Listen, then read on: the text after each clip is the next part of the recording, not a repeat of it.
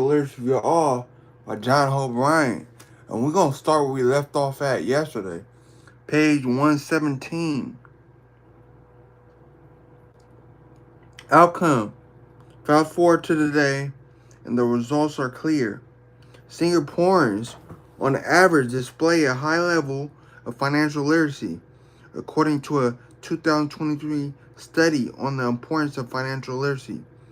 Evidence from Singapore published in the Journal of Financial Literacy and Well-Being, the culture of savings, prudent investment, and financial planning is embedded in the society.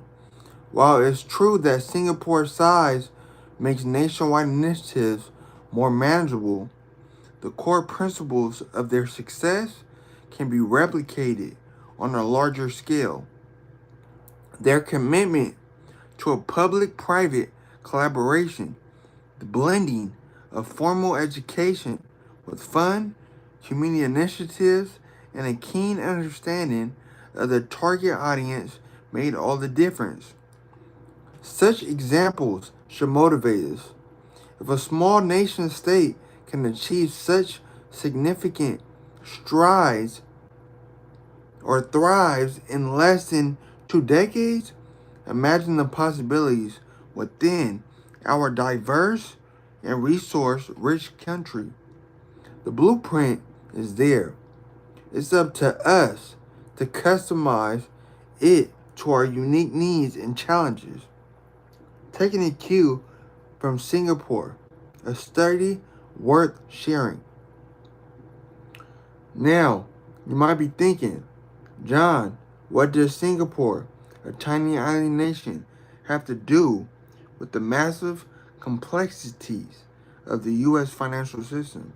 Well, hold on to your hats, because this story is one for the books. Back in the day, around the early 2000s, Singapore faced a dilemma. They saw the horizon, a future where their people needed to be savvy with their finances, but the government knew they couldn't do it alone. Here's where the magic happened. Instead of going at it solo, the government joined hands with private banks, insurance bigwigs, and schools.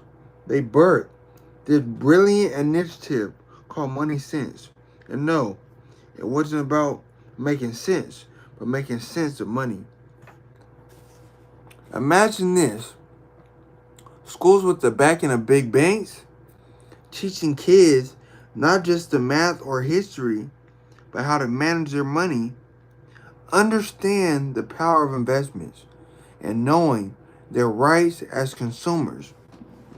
It was financial wisdom weaved into their daily lessons. But they didn't stop there. They took to the streets, quiet literally. Community centers buzzed with activity, with roadshows and events, making learning about finances a community fest. And the young ones, they were playing online games crafted by tech giants, where giving coins and saving coins in the virtual world meant understanding its value in the real one. And there's the cherry on top. Corporations from tech firms to food chains had lunchtime money sessions. Employees, while munching on their sandwiches, got a dose of financial advice and planning. Today, you walk down the streets of Singapore and you see a society armed with financial wisdom. It's not just about the money. It's about the culture of making informed choices. Now, America is no Singapore. We're vast, diverse, and complex.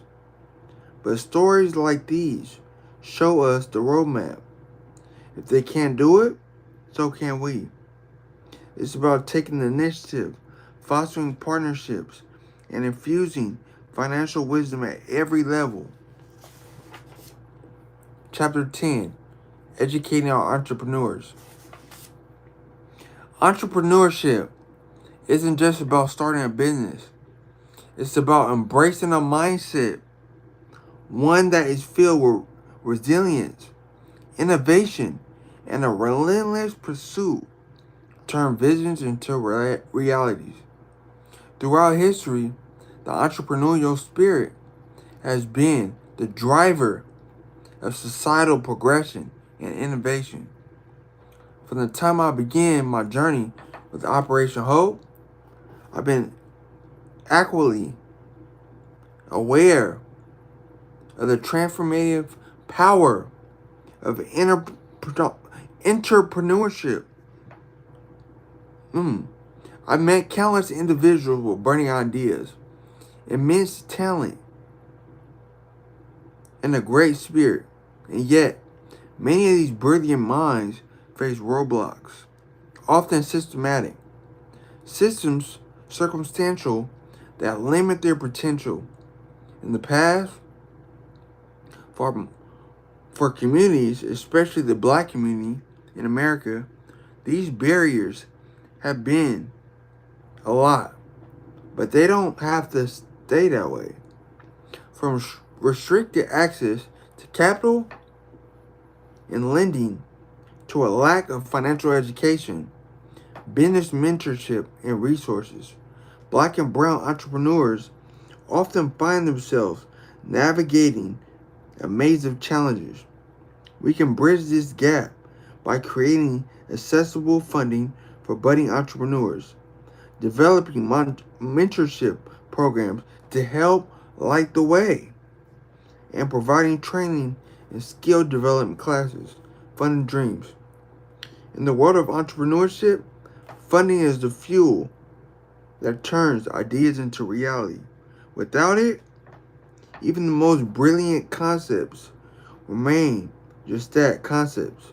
And for far too long, communities of color, particularly the Black community, have been deprived on this vital fuel.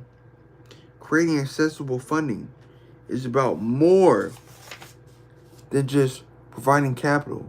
It's about trust, belief, and validation. It's about telling every would-be entrepreneur your ideas matter, your dreams are valid, and we believe in your potential to succeed. So we're going to stop right there at page 124. So later or tomorrow, that's where we're going to start at. And this was Financial Literacy for All by John Hope Bryant. Make sure y'all enjoy y'all day. Keep thriving. The best is here. We global.